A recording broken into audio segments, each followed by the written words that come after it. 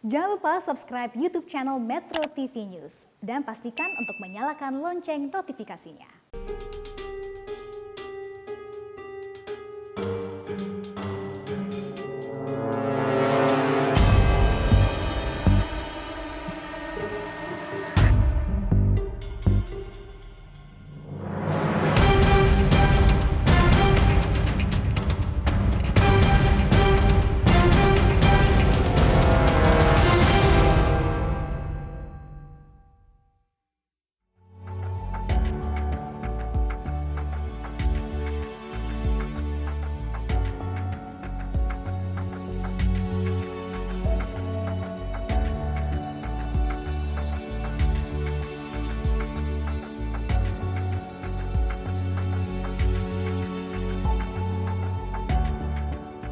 Menanggapi isu yang berkembang terkait dengan penyampaian informasi oleh salah satu mantan narapidana perkara Hambalang yang perkaranya ditangani oleh KPK, perlu kami sampaikan bahwa tentu KPK mengajak kepada seluruh pihak yang mengetahui dan memiliki data awal terkait dugaan tindak pidana korupsi untuk dapat melaporkan aduannya langsung kepada KPK, dan dari pengaduan tersebut tentu tim KPK akan melakukan validasi dan telaahan lebih lanjut apakah memenuhi unsur-unsur dugaan tindak pidana korupsi dan itu menjadi kewenangan KPK ataukah tidak. Kami juga berharap kepada para mantan narapidana korupsi untuk dapat menyampaikan pesan-pesan ajakan kepada masyarakat untuk tidak melakukan korupsi, karena hukuman tindak pidana korupsi memberikan efek jera yang itu tidak hanya terhadap dirinya selaku pelaku korupsi, tetapi juga keluarga dan lingkungan sekitar. Pemirsa, lantas haruskah Komisi Pemberantasan Korupsi kembali membuka lembaran lama untuk menguak siapa dalang mega korupsi Hambalang sebenarnya? Untuk membahas hal tersebut sudah bergabung bersama kami ada Koordinator Masyarakat Anti Korupsi Indonesia, Maki Boyamin Saiman. Selamat pagi, Pak Boyamin. Salam sehat, Pak Boyamin. Warahmatullahi wabarakatuh. Waalaikumsalam. Waalaikumsalam warahmatullahi wabarakatuh.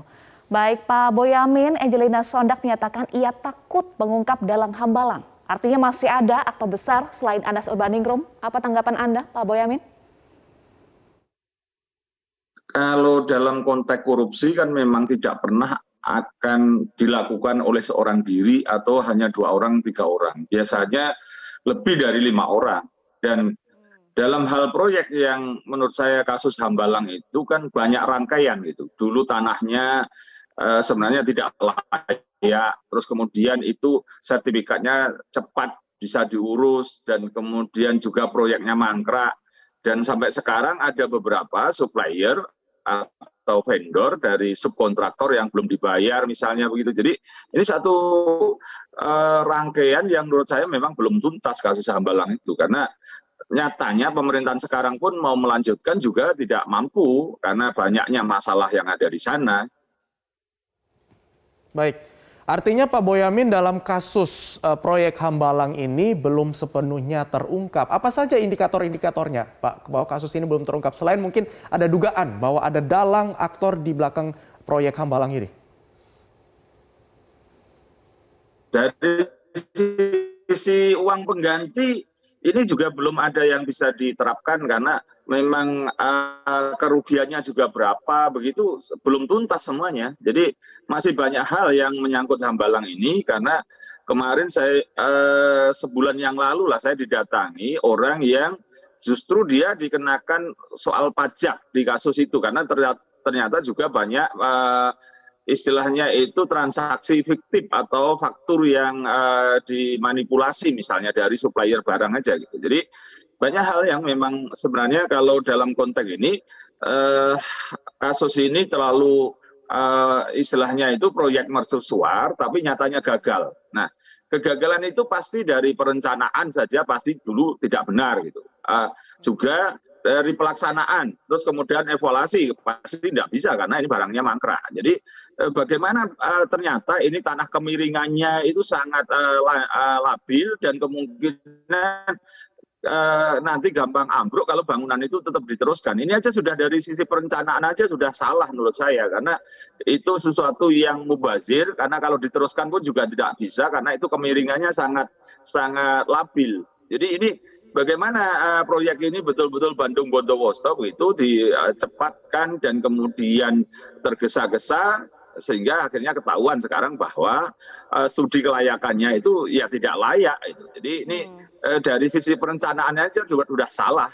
Bagaimana mungkin akan bisa dilanjutkan itu. Jadi siapa dulu yang seperti mengebut dan memaksa tanda kutip proyek ini jadi barang gitu. Jadi ini yang dan juga sistem anggaran kemudian ketahuan juga dari proses persidangan itu bagaimana perencanaannya juga sistem anggarannya juga bermasalah, pelaksanaannya bermasalah. Jadi kalau dalam konteks proyek mangkrak ini pasti akan ketahuan perencanaannya sudah salah, apalagi pelaksanaannya gitu. Baik, perencanaan, pelaksanaan dan juga evaluasi ini harus diungkap secara terang benderang. Tetapi Angelina Sondak menyatakan ia takut, Pak Boyamin, ia khawatir keselamatan keluarganya terancam jika mengungkap dalang hambalang. Nah, bagaimana seharusnya menjamin perlindungan terhadap saksi, terhadap Angelina Sondak, dan mungkin juga whistleblower lainnya, khususnya dalam kasus mega korupsi, Pak Boyamin? Satu catatan, Eva. Dalam konteks ini kan saya menyayangkan sikap KPK yang kemudian pernyataannya sangat normatif dan menjadi pasif gitu. Meminta Angelina Sondak datang ke kantor KPK misalnya, menyampaikan informasinya. Ini bukan tipikal KPK sebenarnya. Kalau saya melihat dulu zaman kasus pengungkapan EKTP, tidak begitu. Bagaimana tim KPK itu mendatangi beberapa orang yang dianggap mengetahui informasinya atau perencanaan awalnya seperti apa gitu. Jadi saya tahu persis itu sampai datang ke Jogja mendatangi seseorang mantan pejabat waktu itu yang awalnya menolak proyek EKTP karena alasannya macam-macam. Terus kemudian setelah ganti pejabatnya malah diteruskan. Nah, dari informasi itu baru kemudian dikembangkan. Ternyata EKTP itu banyak masalah sejak awal juga gitu. Jadi ini kalau saya melihat dalam kasus EKTP, KPK betul-betul aktif menyusut dan mencari informasi kemanapun. Tapi dalam kasus Hambalang ini KPK menjadi seperti ambigu tanpa bisa menunjukkan dirinya KPK dengan cara menyatakan istilahnya menunggu aja gitu. Padahal Enji itu kan sudah pasti trauma kalau datang ke KPK. Mestinya KPK yang mendatangi rumahnya Enji dan memberikan empati apapun dia sudah menjalani hukumannya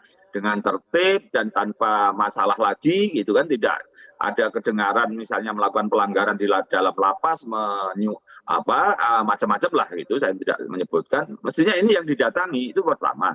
Kedua juga KPK bisa menggandeng LPSK, Lembaga Perlindungan Saksi dan Korban gitu, untuk memberikan rasa aman sehingga NG nanti akan memberikan keterangan yang sangat runtut, sangat detail dan juga membuka siapa-siapa yang belum katakanlah diseret dalam pertanggungjawaban hukum dalam kasus Hambalang ini gitu.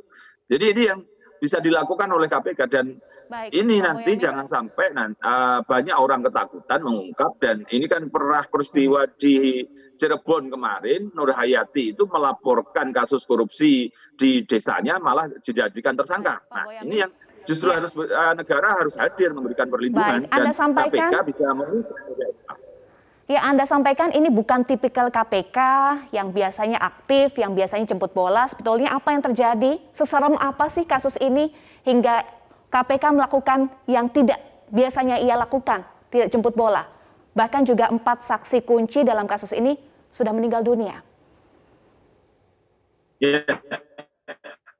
Pertama ya karena revisi Undang-Undang KPK menjadikan KPK ini melempem gitu. Jadi ya apapun KPK menjadi seperti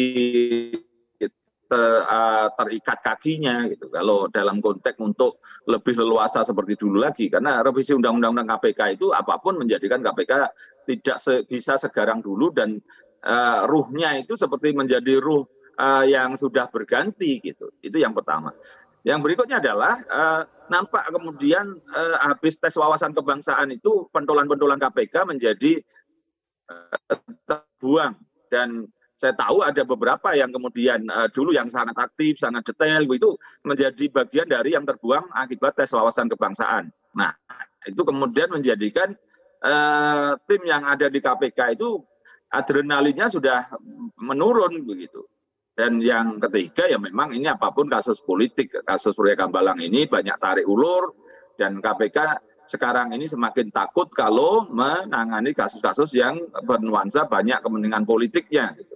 Dan itulah yang saya pikir KPK banyak harusnya mengevaluasi dan itu harus bangun dari tidurnya, maka harus menjemput bola dalam kasus NG ini. Dan sebenarnya yang apa yang disampaikan NG itu sebagian sebenarnya sudah disampaikan dulu di persidangan maupun waktu jadi saksi pemeriksaan di KPK. Tinggal mengembangkan sebenarnya KPK itu. Gitu. Jadi bagaimana Angelina Sondakh waktu jadi saksi dia menangis, itu kan sebenarnya kelihatan itu banyak tekanan pada dirinya. Nah ini yang dalam konteks waktu itu mestinya dikembangkan. Jadi memang yang salah bukan KPK sekarang aja, KPK yang dulu juga salah sama itu. Baik, Pak Boyamin, yang juga menjadi pertanyaan kami adalah ini banyak indikasi adanya korupsi Hambalang ini, proyek Hambalang ini sampai ke Cikeas. Apakah ini hanya sekedar dendam politik semata atau memang sudah ada dugaan bahwa aliran dana ini masuk sampai di sana?